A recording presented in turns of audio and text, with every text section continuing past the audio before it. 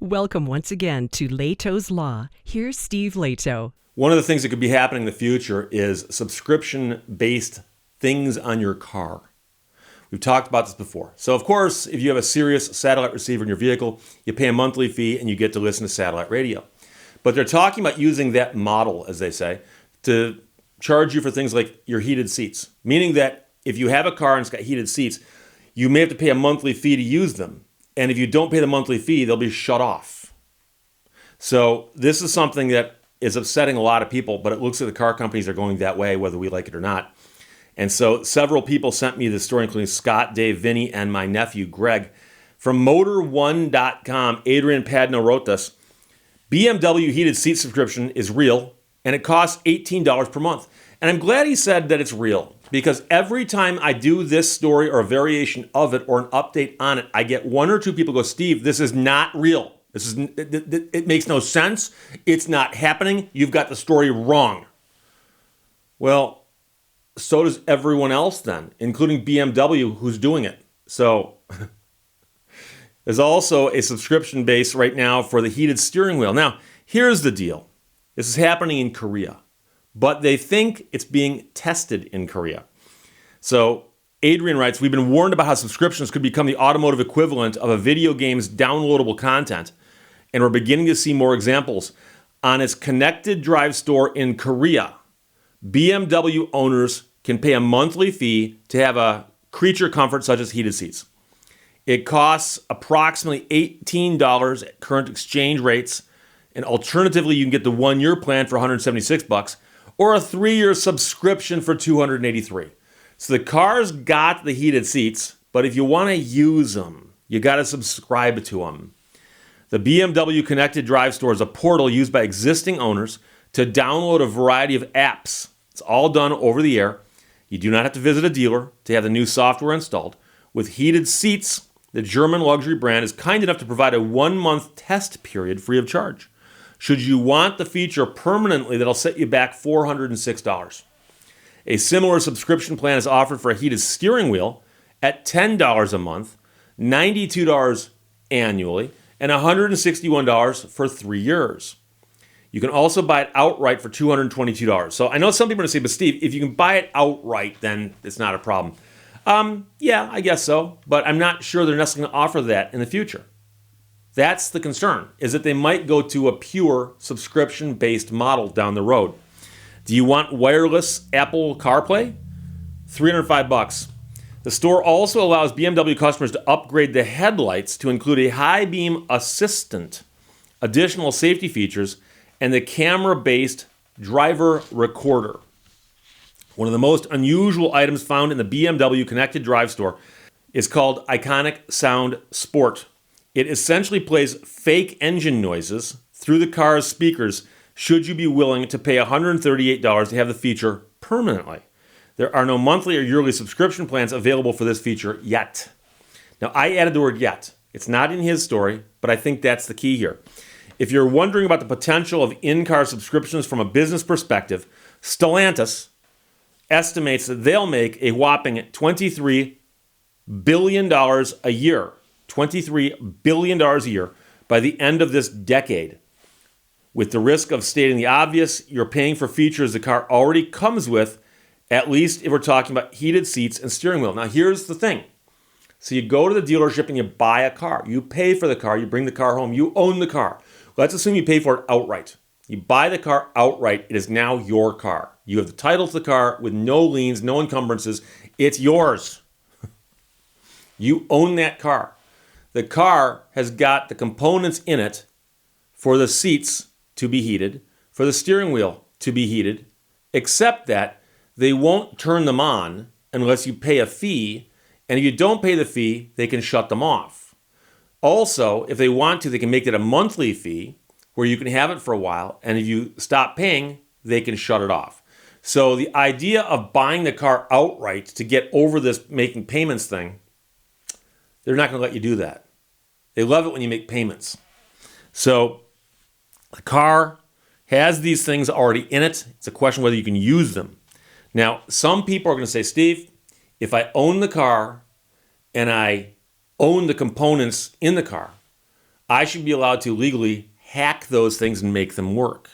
I suspect the car companies in the future are going to come up with longer form purchase agreements that will contain language saying, we are selling you this vehicle, and it might contain components that, while you own them, for you to use them, you must buy the functionality from us. And if you do not buy the functionality from us, you cannot use these, and you agree to that when you buy the car. Now, I know people are going to say, Steve, if I got to do it to buy the car, I'll do that, and I'll just hack the thing later. Well, there's the issue, and that is, if you didn't want that problem, you shouldn't have bought that car. And I do wonder if some car companies aren't going to go, wait a second, if there's so much pushback on this, how about if we're the ones who don't charge for every little last thing it is that you want to use? Adrian at Motor One writes, we can already imagine a smartphone-like jailbreak to unlock these goodies without having to pay the automaker. Doing so will likely result in voiding the warranty after taking down the automaker's paywall. Even if someone is willing to wait until the warranty expires, chances are that person will hack the car the very next day to download all of the available features.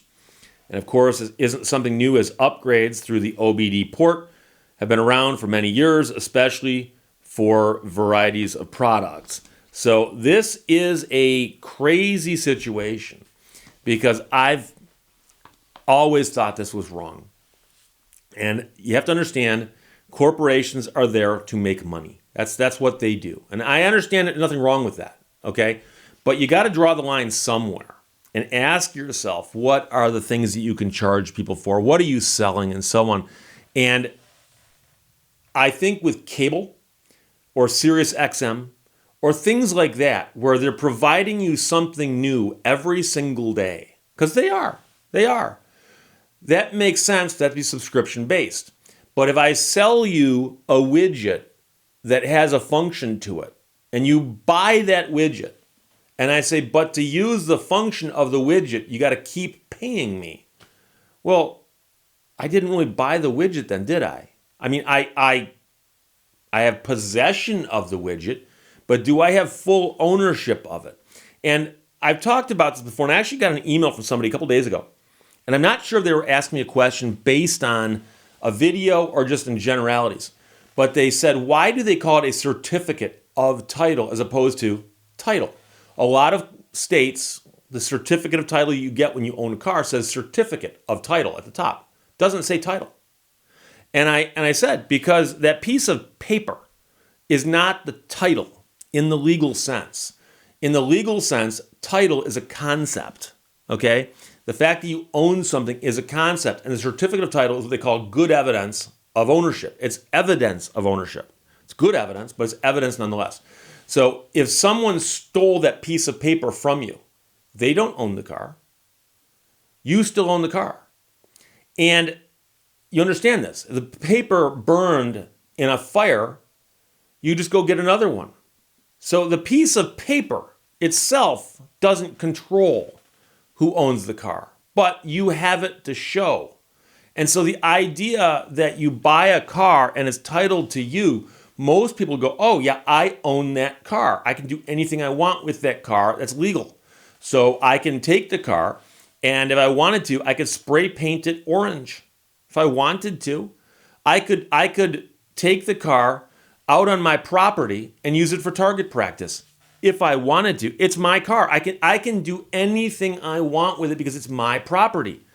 And so this is what's going to bother most people who aren't going to be this deep in how they think about it. But the fact of the matter is that you own this car, it's got heated seats, and if you want to use them, you got to pay for them on a monthly basis. You can sit in the seat, you can do anything you want in that seat, you just cannot enjoy the warmth of that seat being heated legally according to their license. And so that's the issue. So I think a lot of people are going to be upset by this. There's going to be a ton of pushback on this. And I believe that's why they've rolled this out in Korea. They've rolled it out, South Korea. They've rolled it out, and they're waiting to see what kind of reaction they get. And if they don't get much pushback in South Korea, they'll roll it out someplace else next. But eventually, if things go according to their plans, it will happen here. The question is whether all the car companies will do it. And it looks like Stellantis is already talking about how much money they can make doing this. And their stockholders are not going to say, oh, leave that money on the table. They're going to say, we don't care if it pisses people off. Do it. Make that $27 billion or $23 billion or whatever it is and see how that goes. So it's probably coming down the road. I was just joking with somebody the other day. I've got two Explorers. One's a 2002, one's a 2019. 2019 is my new Explorer. 2002 is my old Explorer. I love that car. I drove it the other day. It's got a cassette deck. It's got broken hinges on the rear glass. Okay? Other than that, it runs flawlessly. Go out, fire it up, kicks in the first time, starts. Original water pump, original starter. Engine's never been gone into. Transmission's never been touched. That thing's going to run forever. And it doesn't have the bells and whistles of my new Explorer. My new Explorer beeps at me to let me know if the wall of the garage is too close to the side of the car. And it beeps at me every time I park it because that's where I got to park it. But, all of that extra stuff comes at a cost. And sadly, we're not at the end of that road yet. Because further down the road is them charging us a monthly fee for that stuff, which is going to get real tired real fast. So there you go. BMW heated seat subscription is real, and it costs $18 a month right now in South Korea. Adrian Padno wrote this for Motor1.com. Sent to me by Scott, Dave, Vinny, and Greg. Thank you very much. Questions or comments, put them below. Let's talk to you later. Bye-bye. Thank you for watching Lehto's Law. Inside every cynical person, there's a disappointed idealist.